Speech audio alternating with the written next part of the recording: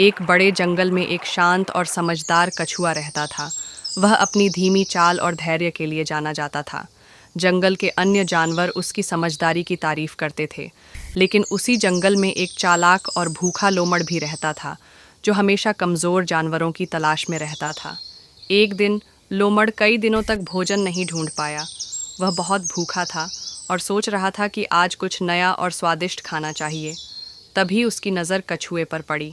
वाह, ये तो एक आसान शिकार है, लोमड़ ने सोचा और कछुए के पास जाकर कहा, अरे दोस्त, तुम तो बहुत मोटे ताज़े लग रहे हो। अगर मैं तुम्हें खा लूं तो मेरा पेट भर जाएगा।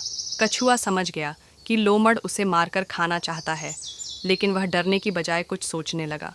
कछुआ मुस्कुराया और बोला, मित्र लोमड़, मुझे खाकर तुम्हारा पेट ज़्यादा देर तक नहीं भरेगा, लेकिन अगर तुम चाहो तो मैं तुम्हें एक ऐसी जगह ले जा सकता हूँ जहाँ बहुत सारे स्वादिष्ट फल और मांस पड़े हैं।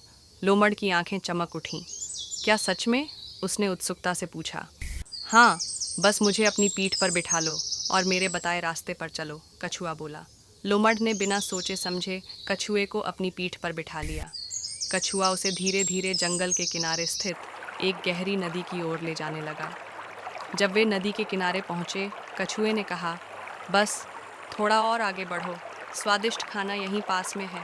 जैसे ही लोमड़ पानी के करीब पहुंचा, कछुए ने अचानक छलांग लगाई और नदी में कूद गया। पानी में जाते ही कछुआ सुरक्षित हो गया और हंसकर बोला, लोमड़ भाई, तुम्हारी चालाकी तुम्हें भारी पड़ी। अब तुम भूखे ही रहोगे। लोमड़ ने गुस्से में पैर पटके, लेकिन अब कुछ नहीं कर सकता था। कछुआ आराम से नदी में तैरता हुआ दूर चला गया। इस कहानी से हमें यह सीख मिलती है कि धैर्य और समझदारी से बड़ी मुश्किल से भी बचा जा सकता है।